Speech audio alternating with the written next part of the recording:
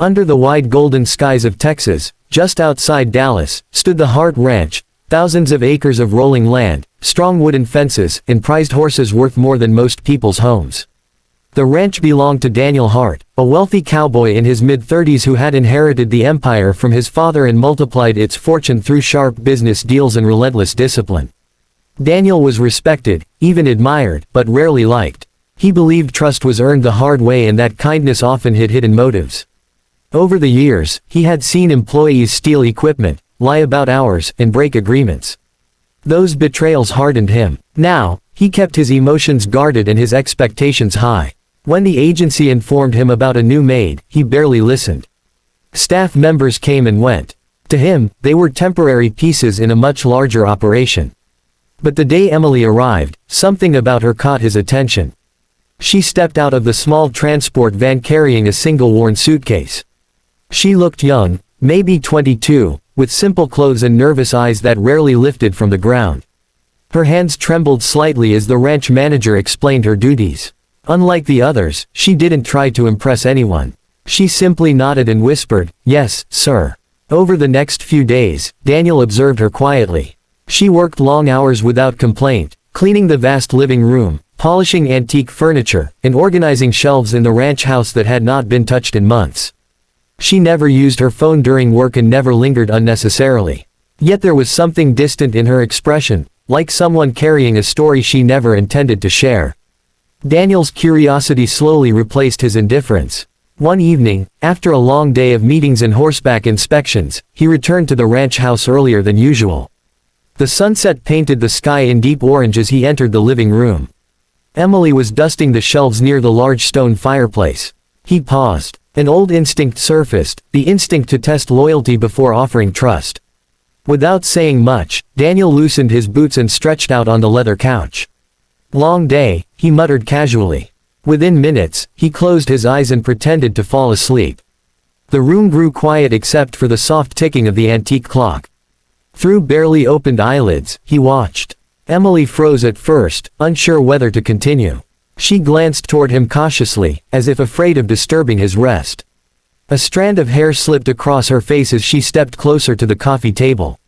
She moved slowly, carefully collecting papers and placing them into neat stacks.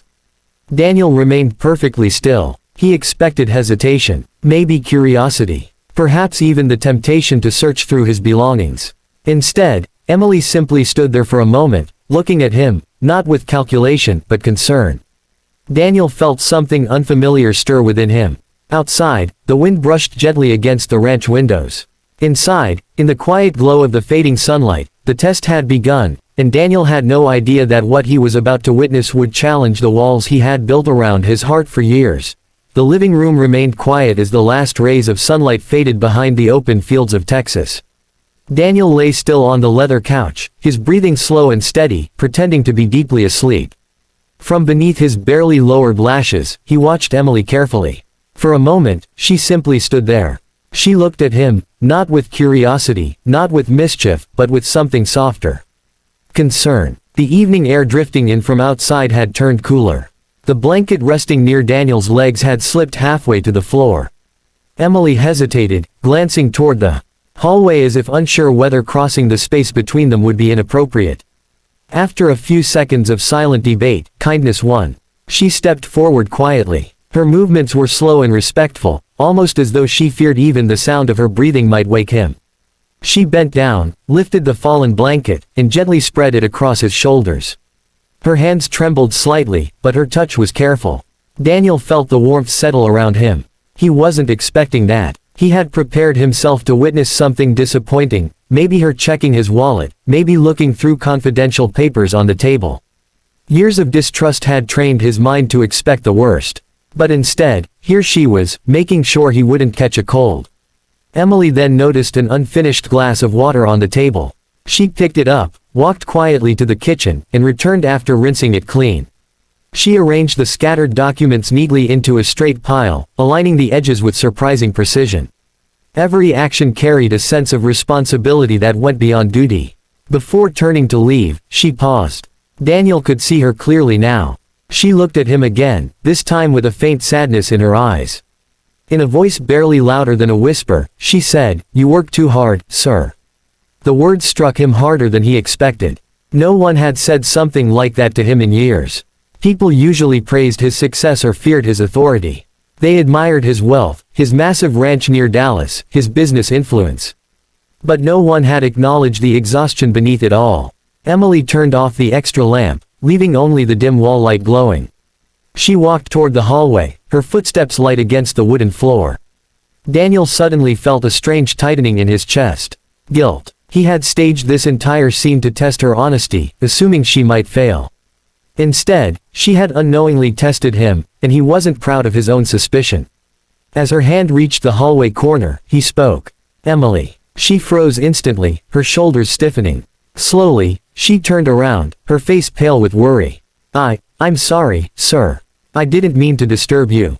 Daniel sat up, the blanket still around his shoulders. For a moment, he didn't know what to say.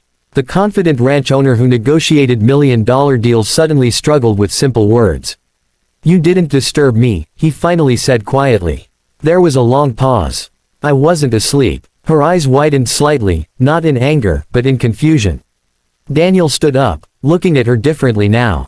Not as an employee, not as someone to test, but as someone whose quiet kindness had reached a part of him he thought no longer existed. And for the first time in years, Daniel Hart realized that trust might not be something forced or tested.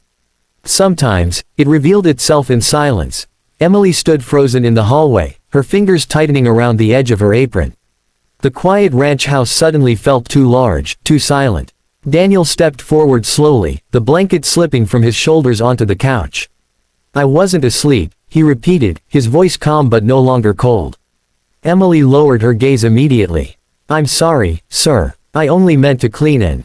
"You covered me with a blanket," Daniel interrupted gently. "Why?" The question surprised her. She hesitated before answering. "Because it was getting cold." It sounded so simple, so obvious. Yet Daniel knew that simple kindness was something he rarely allowed himself to believe in anymore. Outside, the wind swept across the open fields of Texas, brushing against the windows of the Hart Ranch. The night sky stretched wide and dark beyond the property near Dallas. Inside, however, something far more important was shifting. Daniel studied her expression. There was no fear of being caught doing something wrong, only fear of disappointing him. "Emily," he said more quietly, "how long have you been working here?" "A week, sir." "And before that?" She hesitated again. Daniel noticed it this time, the way her shoulders stiffened whenever the conversation turned personal. "I worked at a diner," she said softly. "It closed." "That's it?" he asked. She nodded, but her eyes betrayed something deeper. Daniel sighed and ran a hand through his hair. "I tested you tonight." Her head lifted slightly. "I thought maybe you'd search through my things. Or take something." His jaw tightened as he admitted it. "I've had people do that before." Emily's expression didn't change to anger. Instead, there was quiet understanding. "People can disappoint you," she said gently. "Yes," Daniel replied. "They can." There was a long silence between them. The power balance in the room felt different now, not employer and employee, but two people standing face to face without pretense. "You didn't disappoint me," he added. Emily swallowed nervously. "I wouldn't do that." He believed her. For the first time in years, Daniel realized trust wasn't built by suspicion. It was built by moments exactly like this, unexpected, unguarded, honest. "Why did you say I work too hard?" he asked. She hesitated before answering. "Because you look tired. Not just today. Every day." The words hit deeper than she could know. Daniel had spent years expanding the ranch, making deals, managing staff, protecting his father's legacy. He had wealth, land, influence, but no one had ever looked at him and seen exhaustion instead of power. He exhaled slowly. "My father built this place," he said, glancing around the grand living room. "After he passed, I felt like if I stopped pushing, it would all fall apart." Emily listened quietly. "But maybe," he continued, "I've been holding too tightly." The ranch felt different now, not just a symbol of responsibility, but a place that could change. Daniel straightened slightly. "Tomorrow, I want you to take the afternoon off." Her eyes widened. "Sir." And after that, he added, "I'd like to know your full story. Not as your employer. Just, as someone who wants to understand." Emily nodded slowly, surprised but relieved. As she finally walked down the hallway, Daniel remained standing in the quiet room. For years, he had tested others. Tonight, he realized something unexpected. It wasn't Emily who had been tested. It was his heart.